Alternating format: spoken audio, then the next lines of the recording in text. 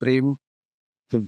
राग, आनंद हे सगळ्या भाषांमध्ये सेम असतात. मग મને ગુજરાતી આવડે છે કે નહીં આવડે કે આને શું ફરક છે? बरोबर आहे. यांना काळात कळलं नाही एवढं पाड पाठवून काय भाषेचा काय फरक पडतोय? बरं. ते शब्द आहेत. हो, हो, हो. If I speak in English it is not that you will not understand. But if I am devoid of emotions you will definitely understand. मी जर माझ्या आतल्या ज्या मी सांगितलं प्रेम, राग, हो. इमोशन्स आहेत माझ्या,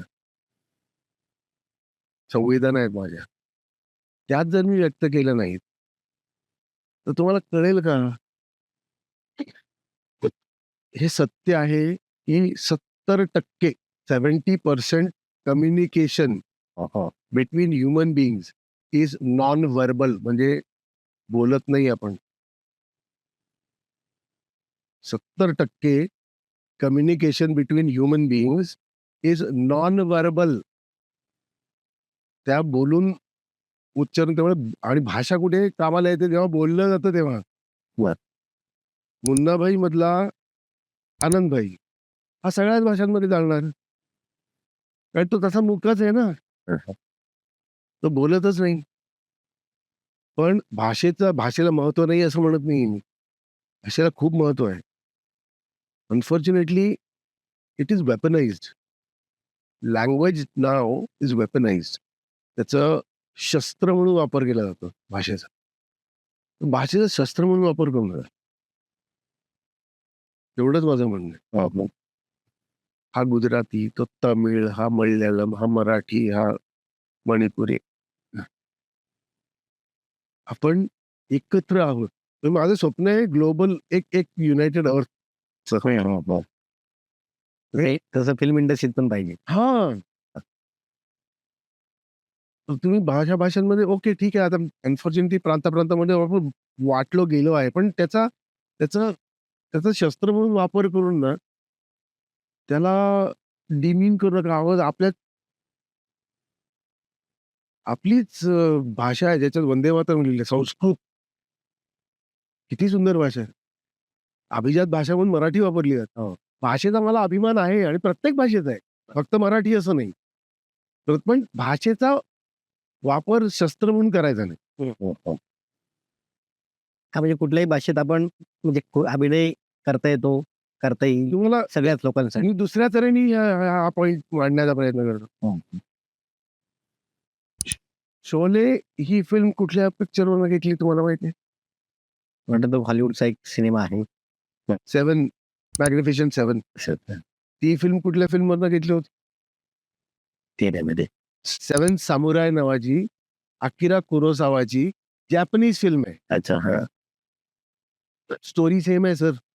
इकडे 7 होते, इकडे 7 होते, इथे फक्त 2 आहेत. 2 आहेत. एवढाच फरक आहे. बाकी स्टोरी सेम आहे. सगळी. म्हणण्याचा अर्थ काय? हो. भाषा बदलली पण गोष्ट नाही ना बदलली. गोष्ट त्यातून निघणारे इमोशन्स तर त्याच आहेत ना. जेव्हा शोलेमध्ये म्हणजे सचिनजींची बॉडी जेव्हा परत येते, ते घोड्यावर लादून नाही का डाकू मारून त्याला पाठवत, तेव्हा त्याचे जे वडील अब्बू असतात तेव्हा भाई इतना सन्नाटा क्यों है? हो. सगळं गाव चुप असतं. हो. ते कुठल्याही लँग्वेज मध्ये तुम्ही घ्या, इमोशन तीच राहते. तर महत्वाचं तेच आहे. महत्वाचं इमोशन्स आहेत. भाषा माझ्याकडे दुय्यम आहे. मी अनेक तामिळ, तेलुगू, कन्नडा, मल्याळम नाही केलं अजून, बंगाली नाही केलं अजून, गुजराती, मराठी, हिंदी आहेच. तर या आतापर्यंत 6-7 भाषा झालेल्या आहेत माझ्या. आणि इच्छा आहे जगातल्या सगळ्या भाषांमध्ये करायची. नक्की होईल सर. होणार, मी करणार, याची गॅरंटी आहे मला. मला जर भाषेवरती एखादं कॅरेक्टर कुठलं, तर एक इंग्लिशमध्ये फिल्म आली होती, क्विंटन टॅरंटिनो डिरेक्टर होता. त्या फिल्मचं नाव आहे इनग्लोरियस बास्टर्ड्स. सेकंड वर्ल्ड वॉरच्या वेळची खरी गोष्ट नाहीये. It's a fictional story. काही म्हणजे इमॅजिनेशनची स्टोरी आहे. त्याचा जो विलन आहे, त्या विलनला 4 भाषा येतात. काय? जर्मन, इटालियन, फ्रेंच, इंग्लिश अशा 4 भाषा आणि 4ही भाषा तो अस्खलित बोलतो. आणि काय काम केलं त्या माणसाने. म्हणजे भाषेचा तसा वापर व्हावा. बरोबर. हां. That is a very, very plausible, very, very good use of language. पण मराठीमधली म्हणजे काही इमोशन इथे इमोशन आहे, इमोशन आहे. इमोशन आणि भाषा वेगळी ठेवा. आपण एक मग आपलंच उदाहरण म्हणजे सयाजी शिंदेचं पाहतो. एक मराठीत तेवढे त्यांचं काम आहेच. पण साऊथमध्ये त्यांनी किती भरपूर केलेलं. भरपूर केलं. तिथे त्यांना कुठे भाषेचं काही कधी काहीच प्रॉब्लेम आलेला. आलेच नाही. ते त्या ताकदीचं दिसतं ना काम. हो ना, करेक्ट आहे. सो बरोबर. That is important. बरोबर. एखादा व्यक्ती जेव्हा भाषेला जास्ती महत्व देतो ना, तेव्हा तो सुपर स्पेशलाइज होतोय असं मी म्हणेन. अडकला जातो. हां. आणि when you head towards super specialisation, you become extinct. तुम्ही बाहेर निघता. हां, पण लिमिटेड राहतात. लिमिटेड नको राहिले. लिमिटेड नाही.